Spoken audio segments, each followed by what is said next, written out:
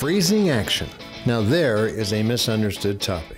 A lot of photographers are convinced that to freeze action effectively, they have to use some very ridiculously high shutter speeds, and nothing could be further from the truth. AdoramaTV presents You Keep Shooting with Bryan Peterson, where you'll learn unique and creative techniques that will elevate your photography skills. Here's your host, Bryan Peterson. So today I find myself here in the French Quarter with my students in a workshop here in New Orleans. And one of the keys to successful freezing action photographs is, of course, the shutter speed. Particularly shutter speeds that are fast enough to freeze action. Hi, I'm Bryan Peterson and you're watching AdoramaTV. Well, as I mentioned, we got ourselves here in the French Quarter, and if you've ever been in this part of the country, you know there's no shortage of color. We've got this wonderful, colorful wall. I volunteered to be the subject in this case. I've got a contrasting blue t-shirt on because against this colored yellow, it sets up for a nice, colorful image. But here's my point about shutter speed, and I want to really stress this and make sure you understand and appreciate this. A lot of cameras offer shutter speeds up to 8,000th of a second.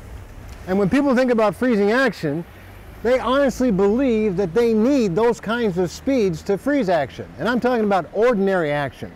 Truth be told, from the late 70s all the way up until we get into these cameras that have an 8,000th of a second, there were many years where the fastest shutter speed was a 500th of a second on film cameras, and then the big day came, oh my gosh, we can go to 1,000th of a second.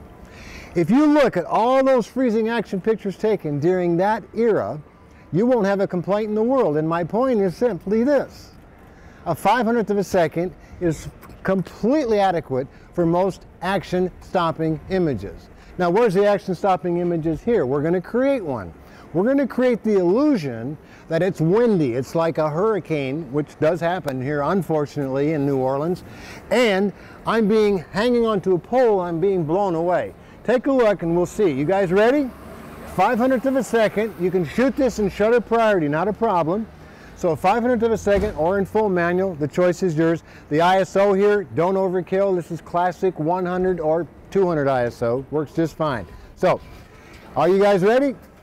Here we go. I'm gonna kick out, you're gonna shoot. 1, 2, 3. Okay, take a look at that photograph on the screen. 500th of a second, freezes all the action, sharp as a tack, nothing too scientific about this. Simple stuff we did in the 70s, stuff we did in the 80s, 500th to 1,000th of a second. Anything faster, it's overkill. You don't need it. Just something I had to share with you because, again, there's a lot of confusion about what shutter speed should I use, and 9 times out of 10, these 4,000th and 8,000th of a second stuff is totally unnecessary. Until next time, this is Bryan Peterson saying, you keep shooting.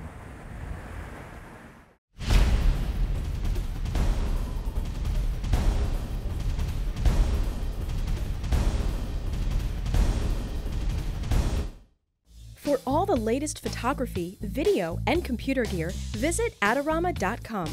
Place your order by 8 p.m. and it ships the same day. Plus, next time you're in New York City, be sure to visit our store located on 18th Street between 5th and 6th Avenue.